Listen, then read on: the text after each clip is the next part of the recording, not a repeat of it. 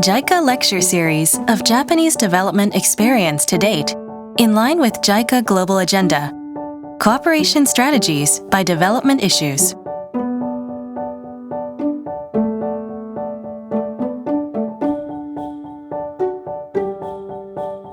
Japan's experience in the earthquake and seismic sector.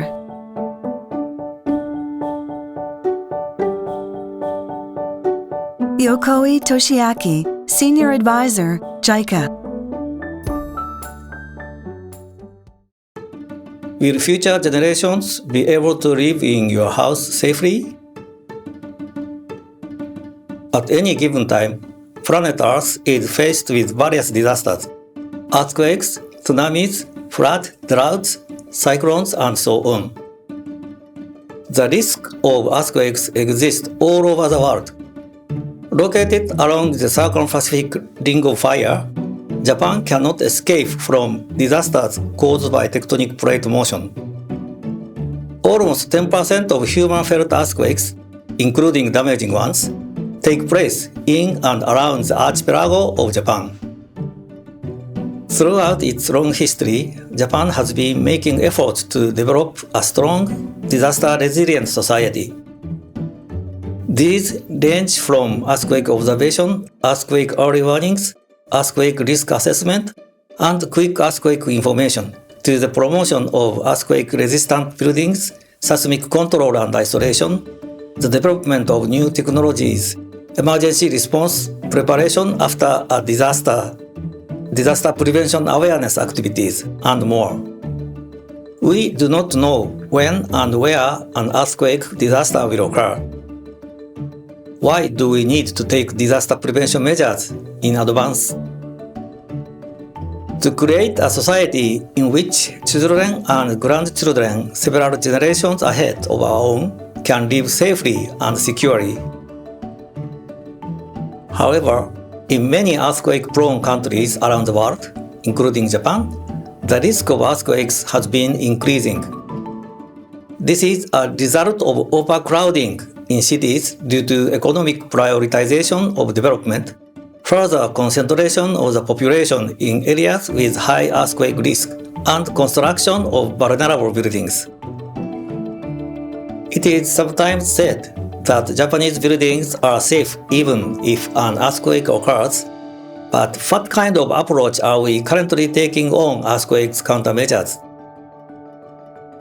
Based on the experience of repeated earthquakes in its long history, Japan has improved earthquake resistance standards, promoted technological development, and strengthened buildings with a policy of protecting lives even if buildings are destroyed.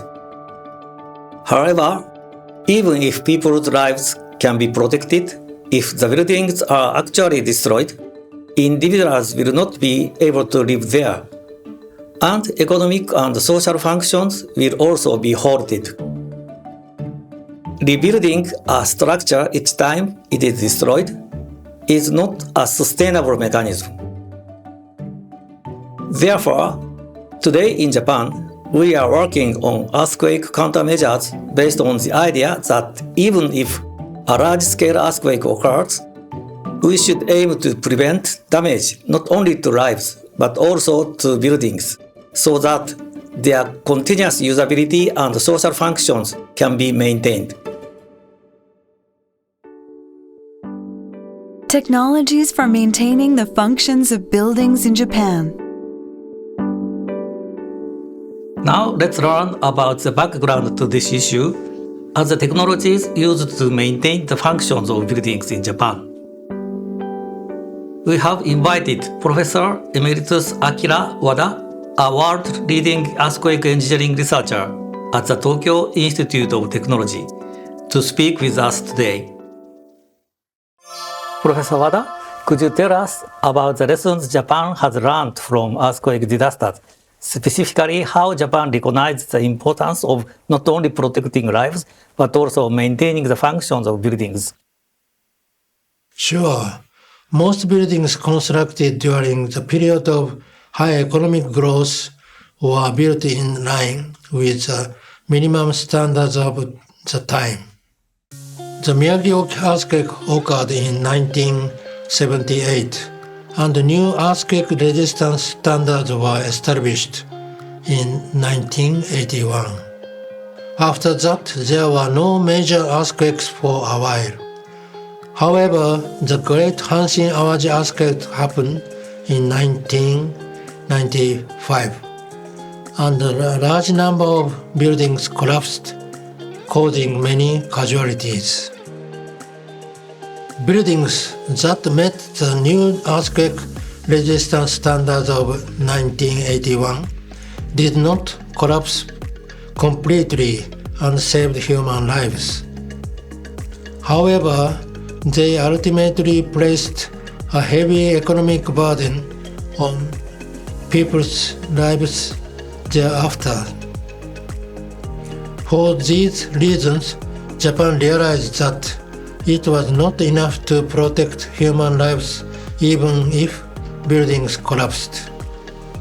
This led to a change in thinking that society and the economy should also be protected in order to maintain their functions. Based on this idea, seismic isolation and vibration control technologies were widely introduced as building construction method. What kind of technical solutions can be implemented to maintain the function of building in the event of a large-scale earthquake? There are three main solutions: the construction of strong structures, vibration control to enhance seismic energy dissipation, and seismic isolation that elongates the resonance period of buildings to suppress seismic energy input.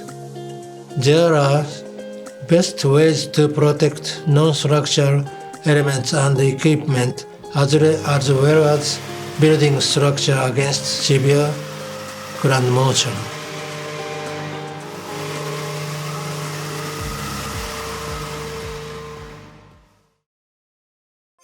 Regarding the future of earthquake-resistant technology, what should we do to strengthen society in the face of so many disasters? Yes, in order to promote seismic strengthening, various mechanisms such as laws, systems, funds, and technologies are necessary.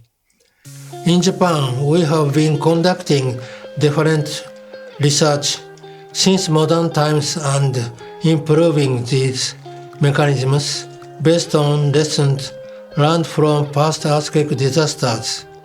However, these systems have been developed in line with Japanese society, and it is by no means enough for other countries to copy and apply the Japanese or overseas systems as they are to their own situations. One option is to build high-rise buildings in dense cities and use the latest technology to reduce the risk of earthquake disasters. On the other hand, I believe there is another option: careful urban planning to prevent overcrowding to avoid creating further risks. Societies are different in each country.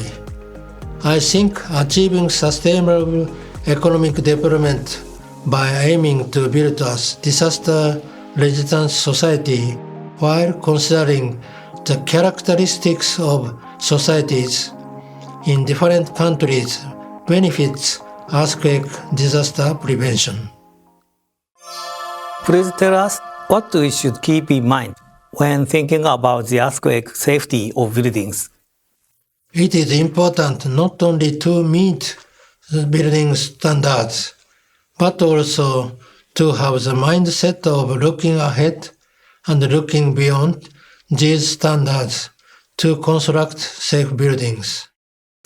After Kumamoto Castle collapsed in the 2016 Kumamoto earthquake, there were controversial discussions between those who wanted to restore it to its original form and those who argued that The original form should be restored with a stronger design because the castle could collapse again in the event of another disaster.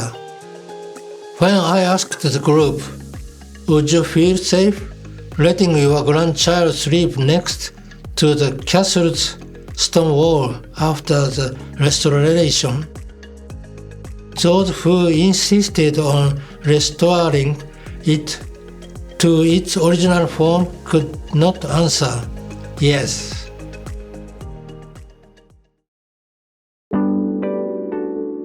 It is not enough to protect human lives even if buildings collapse. The function of buildings should also be maintained in order to protect society and the economy. Based on this way of thinking, seismic isolation and seismic control have been actively incorporated in Japan. It is important to build a disaster-resistant society and achieve sustainable economic development while considering the characteristics of individual countries. Careful urban planning to prevent overcrowding to avoid creating further risks is another option. It is important not only to meet building standards, but also to have the mindset of looking ahead and beyond these standards to construct safe buildings for future generations.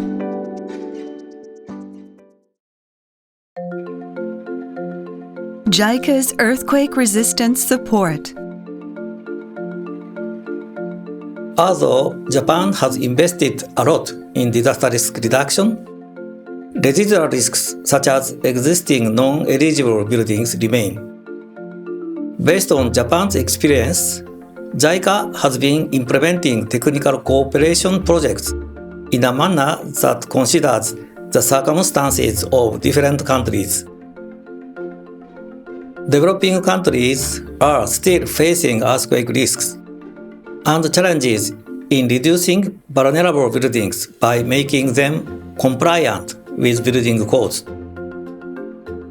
It is important to take effective countermeasures that match the actual building construction situation in each country. As Japan has also been tackling many challenges in reducing earthquake risks and saving people's lives for many years, we can learn from each other. JICA's assistance strategy for promoting building safety does not directly cover privately owned homes. JICA cooperates with developing countries to upgrade building-related laws, codes, and systems, and in introducing techniques for retrofitting public buildings so that our cooperation can contribute to and benefit society as a whole. At the same time, we provide support for comprehensive earthquake disaster risk reduction measures that encompass the development of disaster prevention systems, including risk-informed urban planning and regional disaster risk reduction plans. In El Salvador, JICA has been supporting the implementation of the project for capacity development for the evaluation and seismic reinforcement of buildings in the metropolitan area of San Salvador.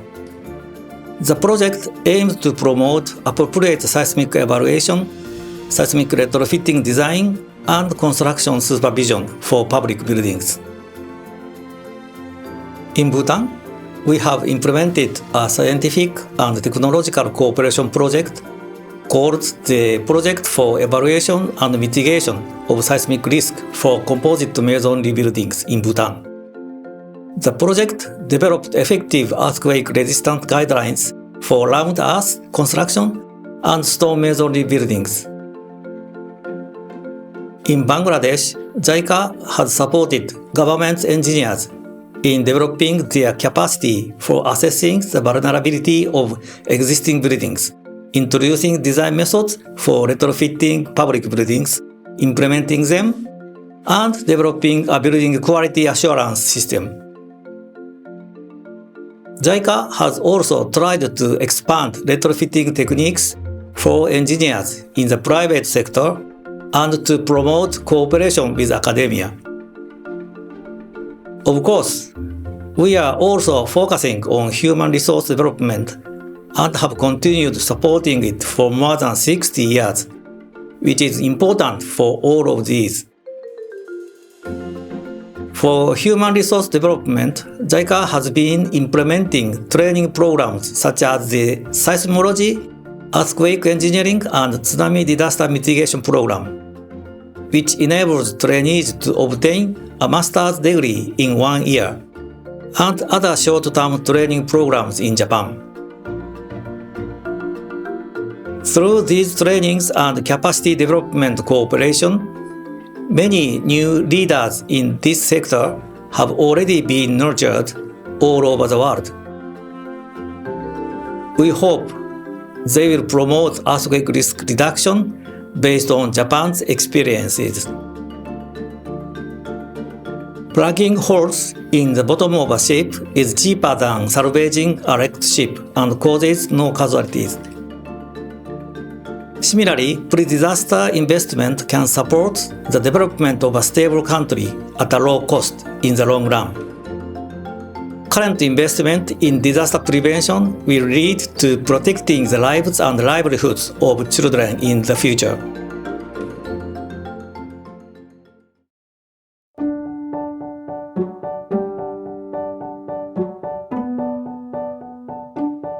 Japan has modernized from a non-Western background to establish a free, democratic, prosperous, and peace-loving nation.